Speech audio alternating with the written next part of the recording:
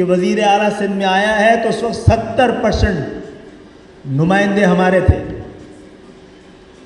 हमसे कहा महाजर नहीं बन सकता वज़ीर आला, हम तो इससे आगे भी जा सकते थे। कराची के हालात, कराची के फिर कहते हैं आप कभी कंफ्यूज कर रहे हैं एमक्यूएम वाले, कभी कहते हैं सूबा बनना चाहिए, कभी कहते हैं वफाक के हवाले होना चाहिए, कभी कहते हैं लोकल गवर्नमेंट लाओ। भाई तीनों से मुतालबे हमारे तो, ये एक दूसरे से टकराव नहीं इन मुतालबों का। इनमें से कौन सा मुतालबा है जो आइन का हिस्सा नहीं है और नहीं करना चाहिए? एमक्यूएम का ये कराची का परमानेंट हल क्या है?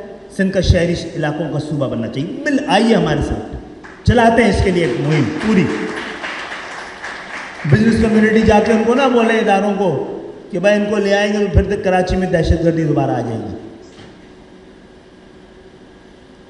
कौन सी दहशतगर्दी थी मेरे भाई, बताएंगे आप? कराची से पहले कौन सा अमन था और उस अमन की आप क्या कीमत अदा कर रहे थे? कभी आपने सोची?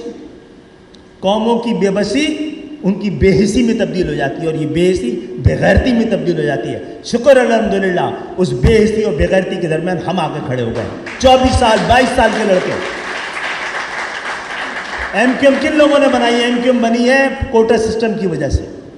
ये वाहिद था ना, ये वाहिद सूबा था जहां